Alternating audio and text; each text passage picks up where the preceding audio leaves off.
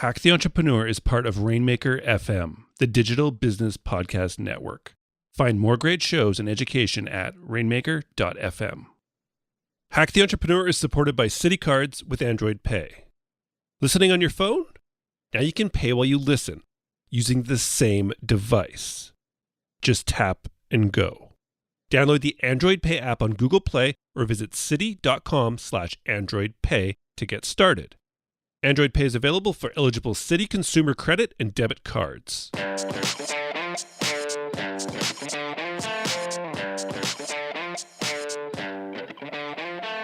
Welcome to Hack the Entrepreneur, the show which reveals the fears, habits, and inner battles behind big-name entrepreneurs and those on their way to joining them.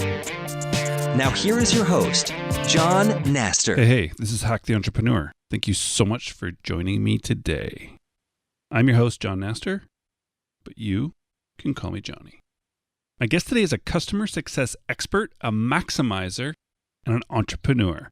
After working himself out of a job by enabling his last employer to become so efficient in customer success, my guest decided to scale his knowledge and skills by starting his own company. His customer success framework is based on 4 pillars: people, purpose, process, and platform. He is currently the co-founder of Glide Consulting, a world-class customer success consultant for SaaS companies. Now, let's hack. Nils Vinje. Before we get rolling here, I want to take a moment to thank today's sponsor, Braintree. I know you remember the first dollar you made in business. It's a hard thing to forget. It's one of the greatest parts of being an entrepreneur. And now you want to grow until your business makes your millionth or billionth dollar. But have you found the right payments partner to grow with you? Braintree lets you accept every way to pay, from PayPal to Apple Pay and everything in between. All it takes is one simple integration. And it doesn't matter what currency your customers use, because Braintree lets you accept over 130 of them. To learn more about how you and your company can grow with Braintree, visit braintreepayments.com/hack. That's braintreepayments.com/hack.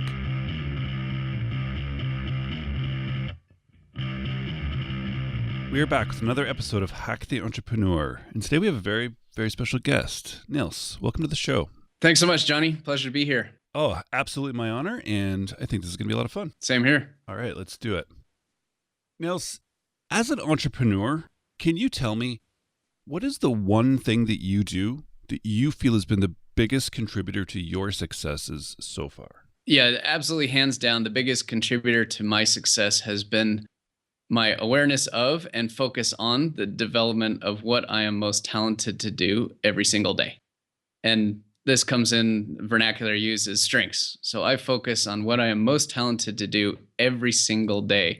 And that is what has enabled me to have just tremendous success in this time that I've been running my own business. So you just focus on your strengths? Right. That's right. How do you determine your strengths? Do they change over time, or are they just fixed? Yeah. So several years ago, I used an assessment to understand and put a language to strengths. And this is the Gallup Strengths Finder assessment. You may be familiar with this. There's a Strengths Finder 2.0 book. There's a whole website, everything. Gallup did tons and tons of research over 20, 30, 40 years trying to understand what makes a high-performing team. And the answer that thousands of interviews boiled down to in a single sentence was the highest-performing teams have individuals on those teams that are in roles that maximize their strengths, right? So the strengths-based approach to development, professional development, and personal development, it says that acknowledge the things where your strengths are not as dominant, but focus on where your strengths lie and focus on the development of those strengths. That's going to be your greatest chance for success. And that's going to be your greatest chance for fulfillment and having a lot of fun in the work that you do, which I absolutely do every day. Wow. So the Gallups, like the Gallups poll people. Correct. Yep. Cool. I'm going to have to find a link for that for people, because I have heard of the 2.0 Strengths Finder, but I like that. It's the key is really it's a language to describe. So when you normally ask somebody, any entrepreneur or anybody, what are you most talented to do? you might get a handful of, I kind of like to work with people. I like to build things. You get a lot of generalities, right? It's hard to be very, very specific and concrete about articulating your own strengths. So what the Strengths Finder assessment does is in a matter of about 20 minutes, you take a list of questions, go through with this more like me, less like me, etc. And it will return to you, here are your strengths in priority order from number one, most dominant, to least dominant. There are 34 total in their world. So my number one is something called Maximizer. Each one comes with a name and a specific description and then specific content about how to flex the strength and how to develop it as you go. And these are just ideas and suggestions, no hard rules or anything. So my number one most dominant strength is called Maximizer, which means that I see strengths in other people oftentimes before they see it in themselves. And bringing awareness to strengths to other people gives me tremendous satisfaction. This is why I loved being a manager and a leader in organizations. I went to grad school and got an MBA in management org behavior. I'm a professional coach and have been through a couple hundred hours of coach training as well as one-on-one coaching. And that's the stuff that fuels me and gives me tons of energy, is when I'm locked into that Maximizer strength. And that's really where I was talking about, where I focus every single day. Wow. And was there a strength that came out that you were like, that's not me at all? Yes. So the typical kind of flow with this is, so there's 34 total strengths. And, typically the top 5 is where the real meat is. And you will naturally see as you look and read the descriptions, 1 through 5 is usually pretty close to spot on in various forms. And then 6 through 10 is like, yeah, that I could see that at times kind of. And anything below 10 usually is completely almost irrelevant, right? So it's a choice in where do you want to focus your energy, right? And then once you understand and have a language to describe how you naturally see and interact and think about things that happen around you and things that happen in the world, then you have a completely different view with how to do the work you need to do. Because you could do the same task through just the brute force attempt, like I have to get this done, X, Y, Z. Or you could look at it through the lens of your strengths and say, you know what, this is actually a different approach, but will utilize my strengths more to accomplish the same result. And I guarantee it will be faster, better, and you'll have more fun if you do it through a lens of your strengths. Wow, I love it. And so you were talking about sort of your career in management. So let's go back to that if we can. Mm-hmm. We're looking for the time, which has been fairly recent for you, I believe, of when you sort of realized that you were an entrepreneur and you wanted to go out on your own. So could you kind of like walk us through sort of the thought process that took you from working within organizations and customer success to sort of just reaching out on your own? Absolutely. Yeah. So after grad school, I got into my first customer success manager role. And that was where I found tremendous alignment between what I needed to do to serve the needs of clients in a SaaS business. We were an analytics product for mobile apps. And what I was most talented to do, which was helping other people develop that Maximizer strength there. I didn't quite know the language at the time, but I immediately was hooked on customer success and rose through the ranks very quickly as a result to manager, team lead, director, and finally VP. So I was having a very fun time working within SaaS businesses and really absolutely loved my career and was progressing through the ranks and everything was good. At the same time, I went through a coach training program to become a professional coach. Some people call it life coach. I chose to focus more on the professional side. And it was eye-opening in terms of hitting to the core of my strengths, again, developing other people, without me ever having to have the answer. So in 2012, my first foray into starting my own thing was a side business, which was a coaching business where I would work full-time, 50, 60 hours a week with my startup gig in the role of customer success. But then on the evenings, sometimes between 8 and 9 and even 10 p.m. or on the weekends, I would run coaching calls with clients to help them break through challenges that they were going through and help them achieve a different level of success that they had ever achieved. And they even knew was possible. So, I have 3 kids as well and a wonderful wife. And so at this time, life was crazy. It was working startup hours. I was went through the coach training program. Then I started coaching on my own. And these calls, they were only ever 30 minutes. Like all my coaching calls are scheduled for 30 minutes. The amount we could achieve in that was so much. But it hit such a chord and it always gave me tons of energy. And even if it was only 9 o'clock on a Tuesday night after a crazy long day, that call would still give me just enormous energy. And that's where I knew that there was something more to the work that I was doing as a coach, as opposed to just the work I was doing in the professional world. Wow. So it wasn't just straight from having the job to full-time entrepreneur. You like side hustled for quite a while. I did for 3 years. With for 3 3 kids years. and With a 3 very kids. understandable wife. Yeah. That last part is absolutely true. Very understandable wife. Very supportive. Very supportive. I can tell because you didn't say ex-wife. So No. during 3 years of that, I could see that happening. It was intense times. Yeah. What was the coaching you took, the coaching course? It was through an organization called the Academy of Leadership Coaching and NLP.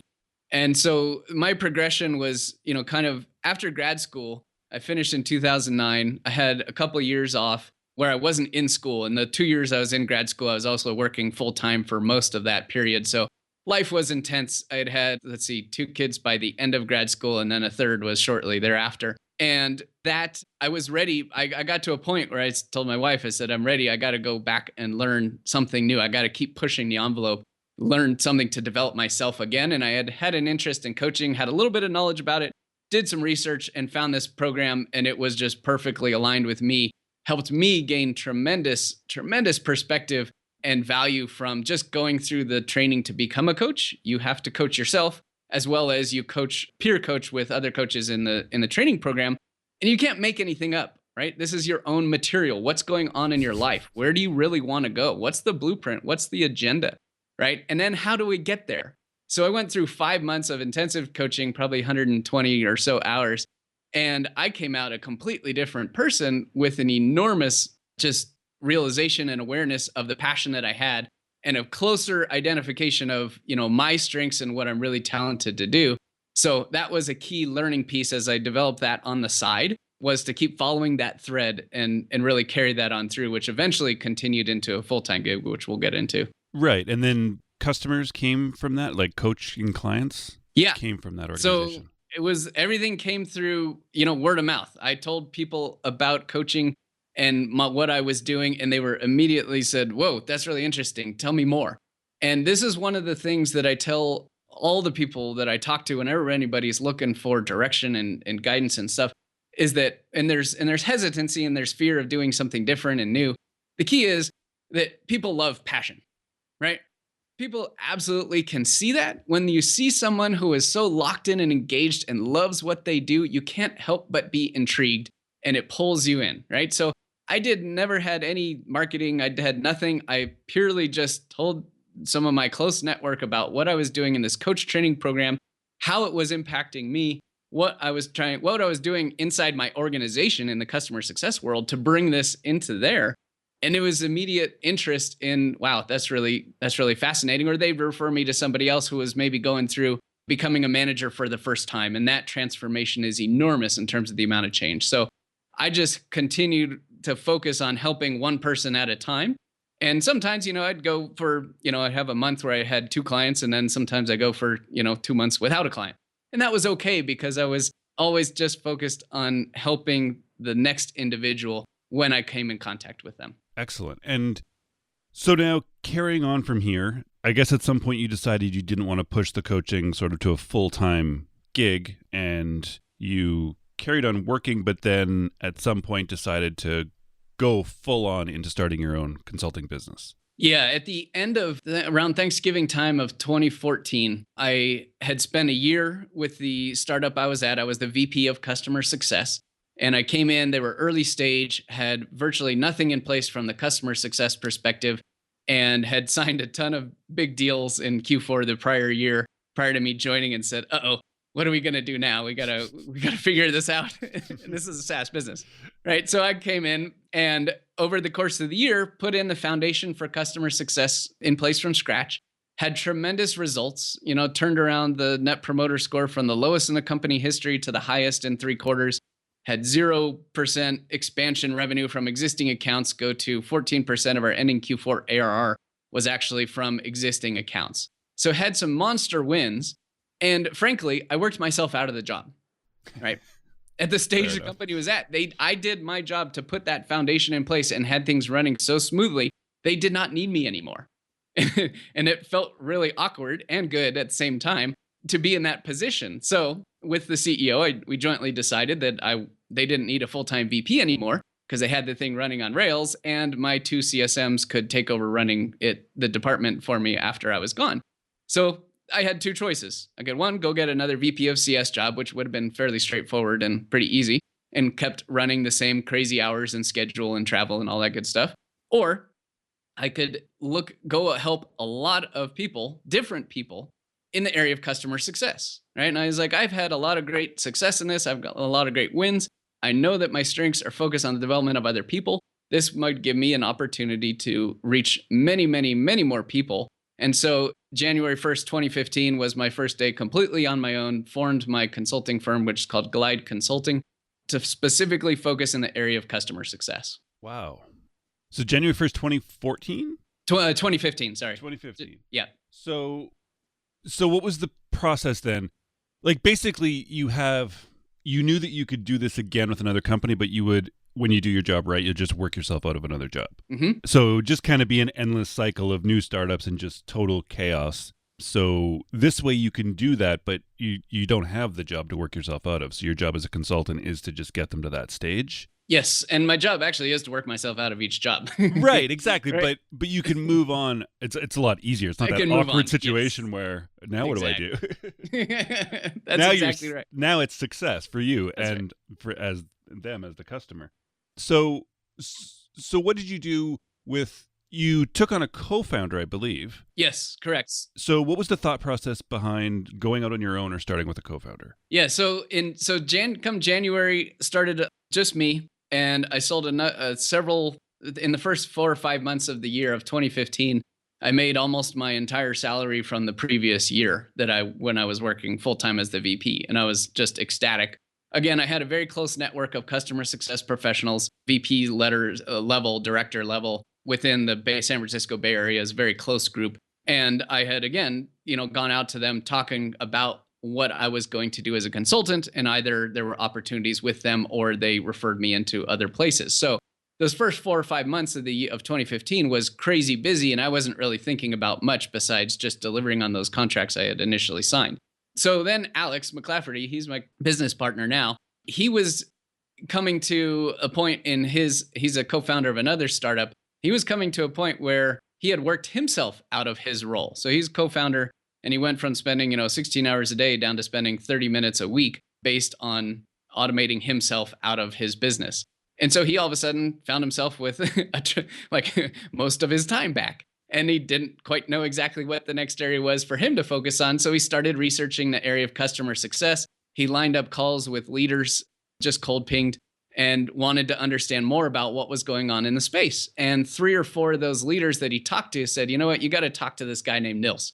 And he's like, well, there's got to only be one guy named Nils in customer success. So we connected, and we shared nearly identical backgrounds in history in terms of our philosophies around management, people development, and passion for helping others and developing other people. So he had an MBA in management and org behavior, as did I. We have completely different paths on kind of how we got there, but his focus on people is the same as my focus on people when I was in the leadership roles.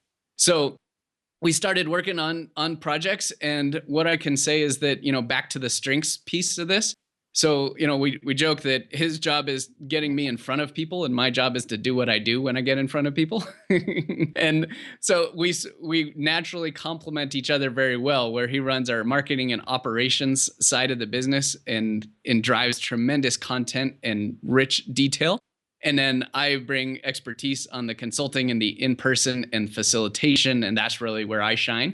So us coming together really is why this business is still in existence. I could have run for another rest of 2015, and then I probably would have petered out because I didn't fundamentally understand how to go about acquiring new business that was outside of my personal network, which I had been running on in the beginning. And Alex brings an incredible approach from the marketing and strategy side of how to do that, largely through content. And again, it's our combination that's why the business is here today. I love it. I love back to the strengths and like sort of the distinction between the two of you and your equal strengths but completely different Mhm. and necessary for the growth of a company. Exactly. So let's go, since we're talking about strengths and the focusing on strengths is your one thing. So marketing and strategy, maybe what your partner covers, is maybe not your thing, Mhm. but what's like something else that you were just absolutely not good at in your business? I can tell you very clearly. So there's a particular strength in the StrengthsFinder vernacular called strategic, and what it means is that you can see patterns through clutter, and you can see a mountain of data, and all of a sudden just sort your way through and get to the answer. Sometimes even before you know how you got to the answer. So this isn't a way that can be isn't a way of thinking that can be taught. It's a naturally you're wired naturally to see this. And I was fortunate enough to have two CSMs back when I was the VP of CS who had number one most dominant strength was strategic. So I've seen what it's like working with this firsthand. So I am not great at doing analysis. It is not in my dominant set of strengths to be able to sit down, look at a mountain of data, look at a whole giant plan, and find a way through and develop a plan and come out on the other side. Right. And I know that and I accept it.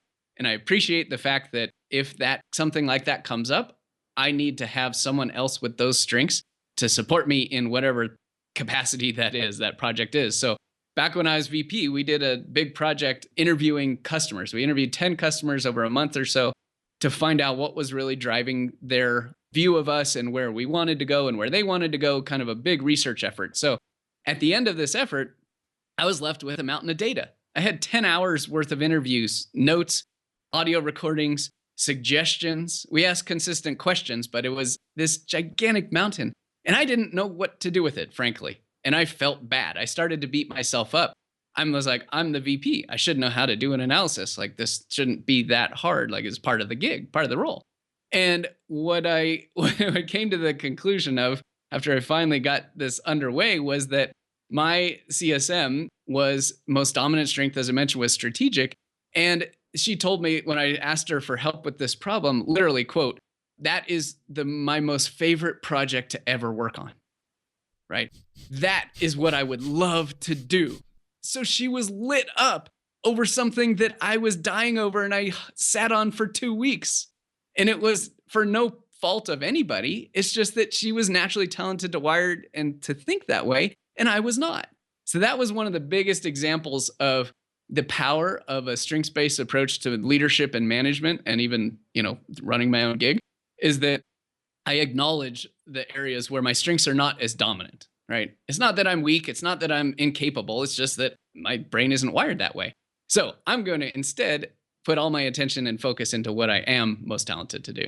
Nice. And knowing that and being so aware of your strengths and weaknesses, if Alex, your co-founder, hadn't been introduced to you, what would you have done? Would you have gone looking for somebody or just hired people to fulfill those needs? That's a really interesting one. Honestly, I probably would have looked somewhere for some source of other skills like that, because it is so ingrained in me. And literally, when I was in that decision time frame with the company to leave as the VP, figure out what was next, the only thing I said to myself that got me through that kind of transition time was, as long as I have no idea the projects I'll work on, I have no idea the people I'll work with, but as long as I focus on my strengths, I will be successful. That was my mantra during that time and still is. So I would have been outside, and because I know it would have just pained me too much to try to go through that other stuff, I would have spent 10x the amount of energy, had 1/10 the result that someone naturally talented could do that, and probably would be, the business would be in pretty dire shape. Nice. I love it. All right, Nils, this has been an absolute blast. I want to wrap up on one final question for you. Mm-hmm. It's this idea I'm working with calling the entrepreneurial gap. So entrepreneur-wise, you've been at it a year and a half full-time, but years before that. But even your career, within startups, to me, that's so intrapreneur and everything. But entrepreneurs and dreamers, we always seem to project our success into the future. So in 1 month when you hit that metric as a company, in 6 months when you hit that metric personally, whatever it happens to be that you want to attain, that's when you'll see yourself as successful. Yet you and I both know that right before you hit that goal, you're going to set 5 bigger ones into the future. Yes. And like walking towards the horizon, the further you walk, the further away it always gets. From the outside, you look absolutely successful. From inside, it's always when you get to that next place that is always moving. So I would love it, Nils. Looking back, if you could right now, stop, turn around and look behind you, the highs, the lows, the wins, the losses, at your whole career, of which you've had many, many big successes. Could you just tell me how you feel about everything up until today? Oh, I feel wonderful. I feel thankful for having the ability and opportunities to continue to push and personally develop myself. That's been the single thread through my entire career. Some people early on might have looked at my resume and been like, damn, you're a job hopper. You've been around to like 4 or 5 jobs in 6 years, right? And I didn't really care. The reason was I didn't find anything that was fun and exciting. And I had no problem leaving a job within a relatively short period of time because I was not being engaged, right? It wasn't until I went to grad school, then got my MBA in management and org behavior. And the very first management and org behavior class I sat in, one of the first nights of school, I was lit up. They presented a concept that just struck a chord with me. And all of a sudden I had such clarity over the previous 7 years of my career.